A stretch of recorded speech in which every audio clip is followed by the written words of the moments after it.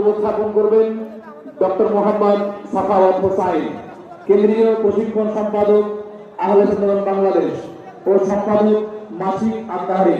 আমি সম্পাদক মহোদয়কে তার মূল্যবান বক্তব্য উপস্থাপনের জন্য বিনীতভাবে অনুরোধ জানাচ্ছি।